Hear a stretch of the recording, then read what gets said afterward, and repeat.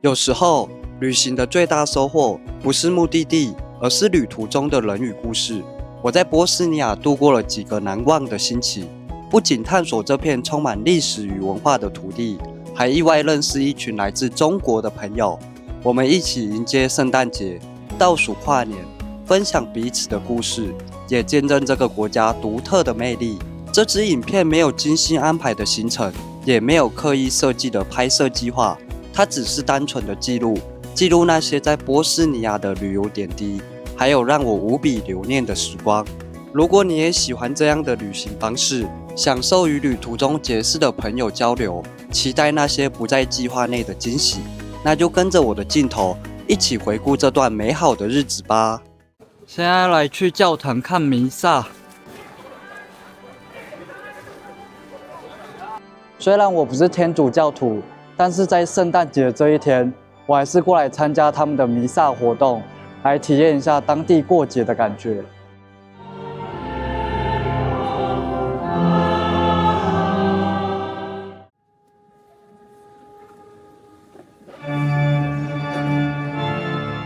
这里的弥撒流程大致上跟我在圣地亚哥大教堂看到的是一模一样的。只是我在圣地亚哥大教堂看到的香炉是53公斤的大香炉，然后在这边看到的香炉超级小，就大概跟一个小灯笼一样小吧，让我有点震惊，想不到正常的香炉这么小。这个圣心教堂就在老城区这边，其实蛮近的，但是平常这个教堂不知道为什么每次经过的时候门都是关的。那今天难得趁着这个弥撒能进来参观一下里面的建筑风格，其实还蛮特别的。它这个红色啊，还有黄色的瓷砖排列起来很漂亮。刚刚原本是要和中国朋友一起进去参观弥撒活动，结果我冲在最前面嘛，我一进去就看到大家都在拿相机拍照，所以我也拿相机拍照。可是过没多久我就发现，我的朋友怎么不见了？然后再过一阵子，他们传讯息跟我说，他们回民宿了，因为他们被挡在外面。那些管理员说亚洲人不能进去，还好我刚刚有戴这个外套的帽子，他们没有认出我是亚洲人，所以我就很顺利的直接到里面。第一次在西方过平安夜，感觉蛮特别的。也很高兴，我刚刚有进去参加这个弥撒活动。虽然我都不太懂他们的流程，但是跟当地人一起参加当地的节庆活动，我觉得这最能体验当地过节的氛围。3 days later。Hello， 大家好，我是小发，我现在在拉丁桥旁边，现在要和青旅遇到的中国旅客一起上山上去徒步。好啦，人很好，还给我们橘子。拍一下，还蛮大坑的嘞，这个至少有2公斤吧。从这里开始都是积雪啊，现在上面都是雾，但是超级美的。刚刚有一条狗跟着我们，现在在帮我们带路。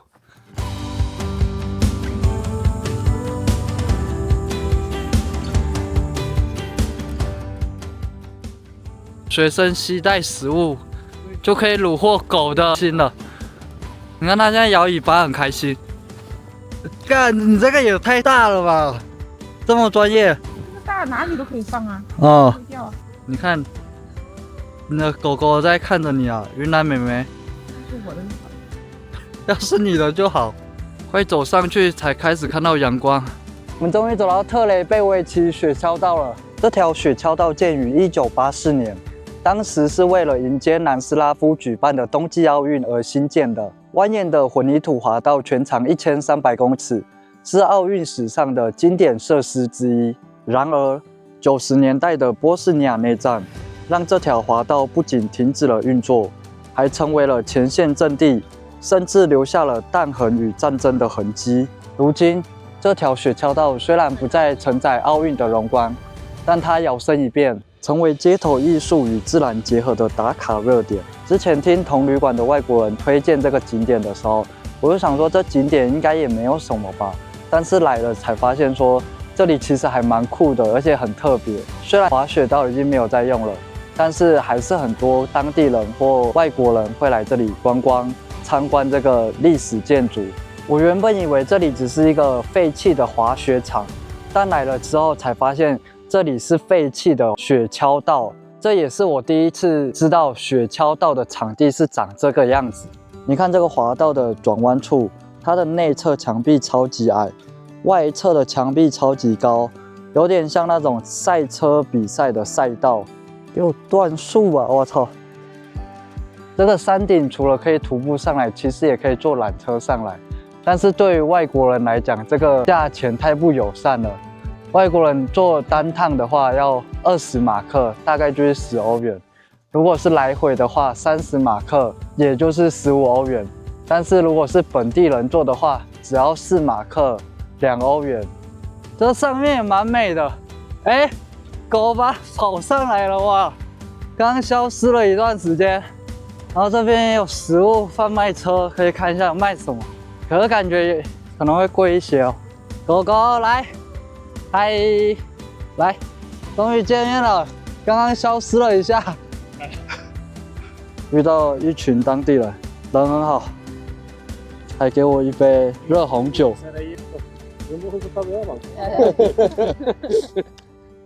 You like it? Yeah, I like it.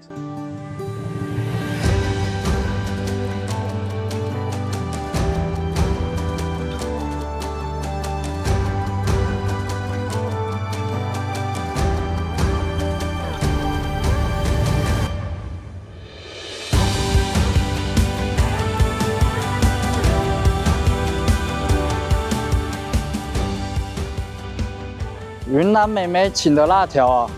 我就不客气了，这一生没有吃过几次辣条，真的有点辣，对我来说。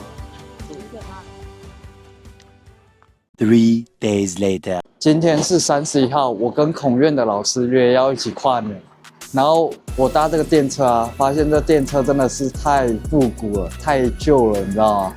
给你们看一下，你看它这个椅背上面都还有字。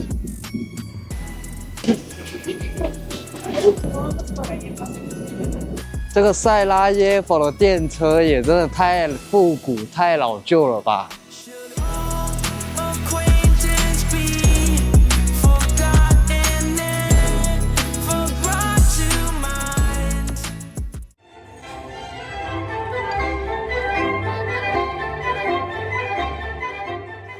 跨年，波斯尼亚警察直接把这种震爆车开到路中间。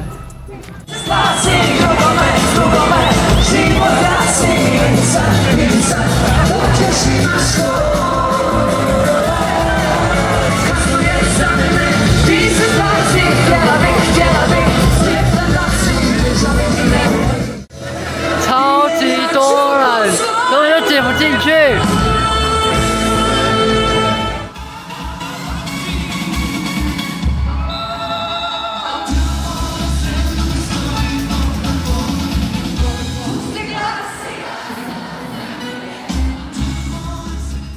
跨完年，满满的人潮，一堆人在排队等电车，电车上也是一堆人。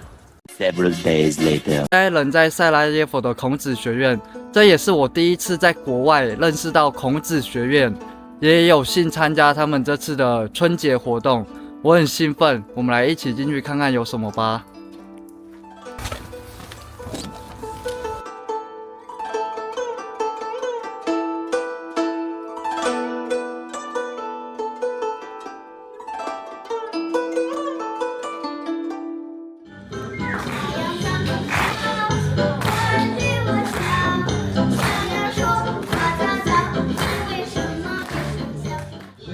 是敬畏胸怀天下，我似一张梦，当为你们枝桠，又香又白，人人花。现在我们在萨拉热窝大学的孔子学院，然后我们参加了他们的新春活动，我们还演唱了江苏民歌《茉莉花》，还获得了证书。传播中国文化是每个人的责任。这地方还广泛啊，还不错。这个盘子不是很好看，不是很好看，可以了啦。白色比较显实物比较就红色新年嘛。对对对。爽哎，很饿哎，20柜还装满，20柜。闭嘴吧你。Several days later. Thank you. Have a good trip. Yeah, thank you. 拜拜。今天要去莫斯塔了，然后我住在萨拉耶夫蛮久的，房东就叫他儿子送我过来车站，我也觉得蛮感动的。巴尔干半岛的巴士真的是贯彻使用者付费这个原则。像我刚刚给他行李的时候，司机跟我要了1欧元的行李费用。终于到莫斯塔了，因为这边现在是旅游淡季，所以我也没有在网络上预订旅馆。那刚刚在网络上找到一间还蛮不错的，它位于市中心。那我们现在过去看看吧。Bus station and train station is the same place. Hostel is here. 这间 hostel 的老板还蛮好的，还主动跟我们介绍这里的景点及餐厅。我现在要来去他们的老城区逛逛。莫斯塔尔是座因巧而得名的城市，也是许多人到波斯尼亚旅行时，除了塞拉耶夫外，绝对不可错过的目的地。虽然城市不大，但却以其独特的历史与文化魅力吸引着全球旅客。莫斯塔尔古桥是这座城市的唯一地标，被联合国教科文组织列为世界遗产。古桥有400多年历史，然而这座象征城市的桥梁，在1993年的波黑内战中不幸被摧毁。如今，在桥旁静静地伫立一块石碑，上面刻着 "Don't forget 93"，提醒着人们铭记那段沉痛的历史。如今的古桥是2004年重建而成，尽量采用了16世纪鄂图曼时期的工艺。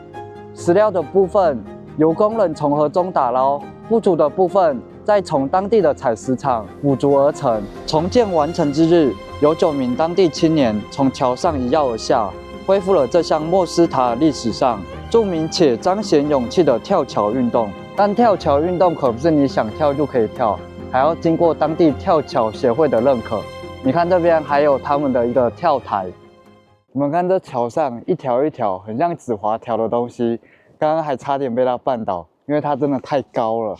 在桥旁边的库雍居鲁克街道，地面全由鹅卵石铺成，各式各样的纪念品店及餐厅汇聚于此。